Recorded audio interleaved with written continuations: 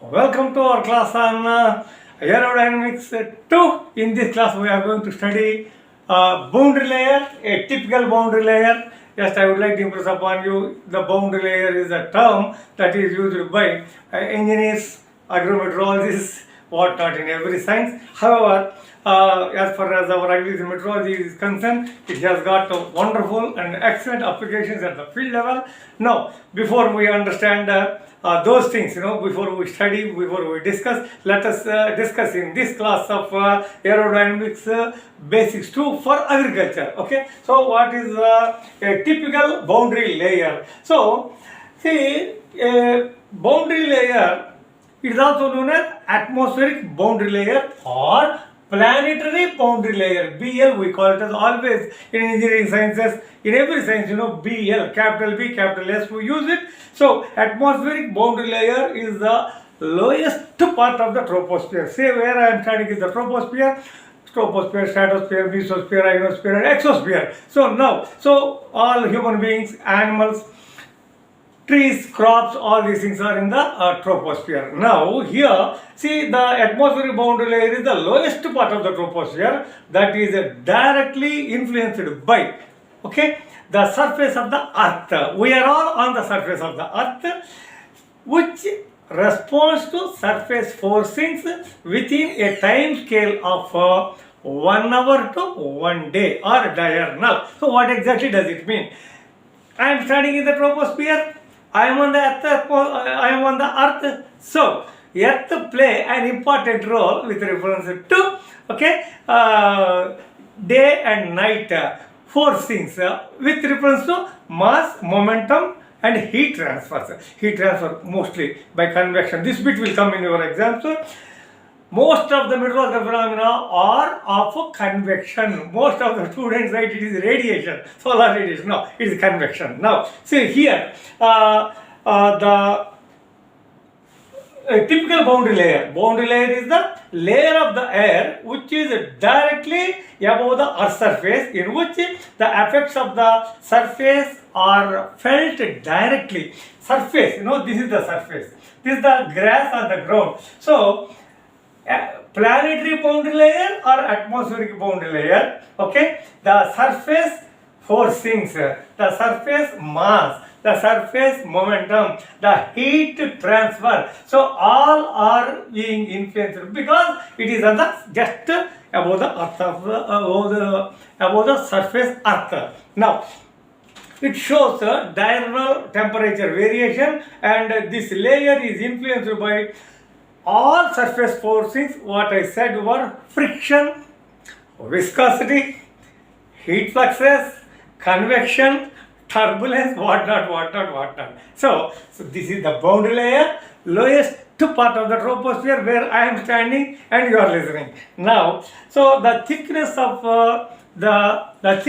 the boundary layer, it varies from science to science. As far as agriculture science is concerned, we are all concerned with the planetary boundary layer, where we take it is 100 meters to 3 kilometers. We, the agrometeorologists, take it. The planetary boundary layer influences the human activities, animal activities, crop activities. It is important to study about the layer for several practical applications like weather forecasting. So clouds, pollution distribution, plumes we call it as. So this is what we call it as the boundary layer. In micrometeorology, boundary layer is one of the basics or fundamentals to understand. Of course, by definition, as far as simple definition of boundary layer, I would like to tell you the region in which the wind is playing an important role up to 99% of the free stream. So that is the geostrophic value. Now in the temperate latitudes, the maximum boundary layer depth may be up to 1 kilometer, but in the tropical, where India, where I am located, so they are 1 to 2 kilometers. But agrometeorologists, we take maximum up to 3 kilometers because of several reasons, because forest agricultural meteorology includes forest. That's why. Now, see, let us see what are the components of a typical boundary layer. This is the first we call it as the roughness layer. ROUGHNESS, roughness layer. Next, surface layer. Okay, roughness layer is approximately, as far as agriculture is concerned, 0.1 meters. That means 10 centimeters. You know, please remember 0.1. Now 10 meters we call it as the surface layer, and 1 kilometer we call it as the planetary boundary layer for crops, animals are concerned, even though we are interested to go up to 3 kilometers because in the tropical regions, of course, high clouds are cirrus, cirrocumulus, cirrostratus. Middle clouds are altocumulus, altostratus. Lower clouds are stratocumulus, stratus and nimbostratus. Maximum height 0 to 2.5 kilometers. That's why agrometeorologists the agrometeorologists are concerned up to 3 kilometers as far as the typical boundary layer is concerned. Once again, I would like to impress upon you, a boundary layer is the lowest layer of the troposphere, where a roughness layer is there just 0.1 meters. Can you imagine? This is the grass, okay? The ground, grass covered by the ground, okay? The ground is covered by the grass. Surface layer up to 10 meters, planetary boundary up to 1 kilometer, even though we go up to say 3 kilometers. Now, see, let us see a typical formation of a turbulent layer. If you take a typical formation of a turbulent layer, how it is formed? Development of the boundary layer. The development of the boundary layer over a smooth flat plate. Okay, so let me explain to you in a very simple way that see here, wind. See, wind speed is all are equal here. When once this is the laminar zone. In the aerodynamics basics, I defined laminar zone, turbulent zone, boundary layer and all those things. However, as far as atmospheric boundary layer is concerned, how a turbulent zone is formed, I am interested to introduce you to this term, turbulent zone. How a turbulent zone is formed. This is how wind come. Okay, now slowly this particular arrow is small here. This is for small, this is small, but these two are equal. Why? Because in a laminar zone, before a boundary layer thickness, depending upon the boundary layer thickness, atmospheric boundary layer thickness, this is how it starts. Now, once the boundary layer thickness D starts, now this particular arrow will become smaller one. This particular arrow will be in a wave-like, in an irregular shape, further irregular shape, further irregular shape. This is what we call it as the turbulent zone. From a laminar zone to a turbulent zone, there is a boundary layer. So, what is the significance of this particular boundary layer? That I will tell. Here, if you take this diagram. Now, let's go to this particular diagram. Here, you see,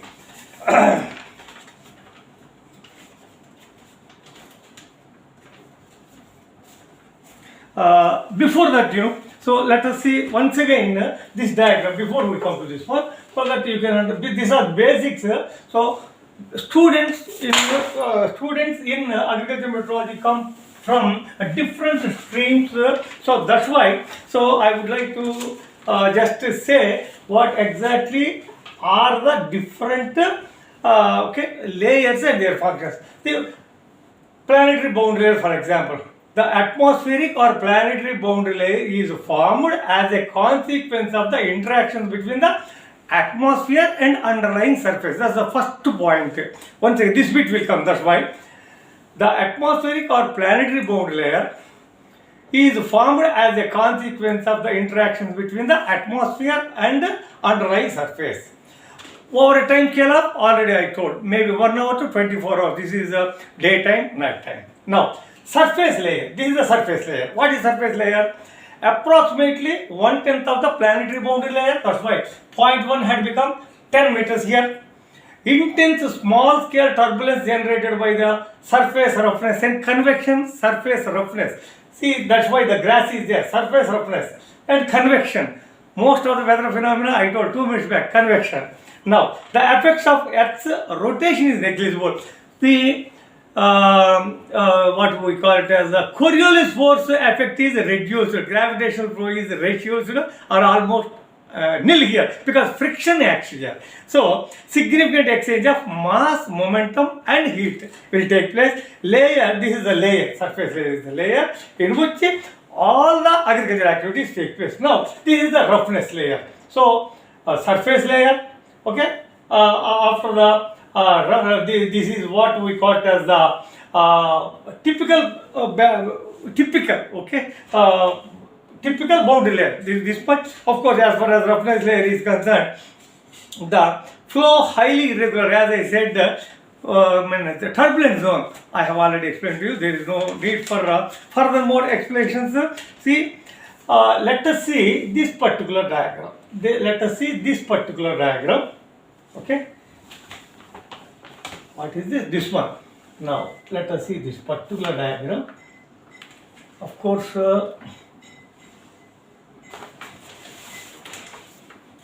here, if you see, what is this? This is the wind speed, M. This is a typical forest plant. Because 2 plants we have taken here. Forest floor is there in the ground. Sub canopy, that means up to the trunk part. Just this is the ground part, not inside the ground. Forest floor, this is the floor. Sub canopy we call this is the canopy. Canopy means where actually the branches, the trees are there. This is the roughness sublayer. Finally, the surface layer. This is the surface layer. This is the roughness sublayer, canopy, subcanopy, and forest. Now, here in the first class of aerodynamics, I told there are 2 terms, Z0 plus D. Roughness parameter, Z0, 0 plus displacement D. So, I told at the end of the first basics class of aerodynamics, Agri aerodynamics, there is a situation where Z0 plus D should become 0. Wind speed should become 0, theoretically. So, here you see here. Now, this is the height. Canopy height, please see here. From here to here, this is the height. Here, 2 to 3 times of this particular height is the roughness sublayer. So, from the 0.5 here, or you can say up to 10 meters height also, for example, whatever it may be, the height from the canopy, roughness sublayer is 2 to 3 times of this particular height. Here, the surface, of course, surface, just like a ground, there is a surface here. Now here, D plus 0, that is the 0 plane displacement and roughness length. These become equal here. So, actual wind speed, 0 here, it goes here, here it join, D plus Z0, 0 plane displacement, roughness parameter join here, and it again goes to surface layer where like this, in this I told, okay, laminar, free airflow takes place. Here, this again I explained to you when we calculate actually what is the 0 plane displacement. Empirical, these are all 0 plane displacement. Most of the time, I ask my students to calculate empirically. Okay, so my experience in the advances I cover up to that point. Please note that the D plus Z0, roughness parameter and 0 plane displacement becomes 0. In another photo, in another diagram also, I would like to explain to you the same thing here. So what is it? This is take trees 1, 2, 3, 4, 5, 6 trees. This I used to say to my students several times in microbiological classes. Very interesting. It's very interesting. What is it? Like the previous diagram, Here the wind speed is 0. It goes, it goes, it goes, it goes, it goes, it goes, it goes, like this, like this, like this. It's a laminar zone. It's a laminar zone. Now, roughness parameter, 0 plane displacement. Roughness parameter and 0 plane. This is exactly the roughness parameter. This is the canopy height where Z0, this is the reference parameter D, 0 plane displacement almost replaces the ground. It looks like a ground when, in which situations, when one tree is occupying some part of the other tree. One tree is occupying the other part of other tree. One tree occupying the part of other tree. So in these situations, okay, over the canopy there is a laminar flow. But wind is blowing, becomes 0 here. Here in between two trees, the wind speed goes like this. This is the height. Now, see what I am interested to explain here in the atmospheric boundary layer or planetary boundary layer is that the atmospheric layer or planetary boundary layer is the lowest part of the troposphere, number one. Number two, the Earth play an important role with reference to its dynamics, that means changes. Okay, daytime, nighttime, expanding, contracting, diurnal variation is there. Where small crops like green gram or black gram to a sugarcane crop to a forest tree, in between some orchard crops, okay, like mango, where they are there, agronomic significance with reference to this particular boundary layer comes very, very interesting. Please understand. We go for spacings.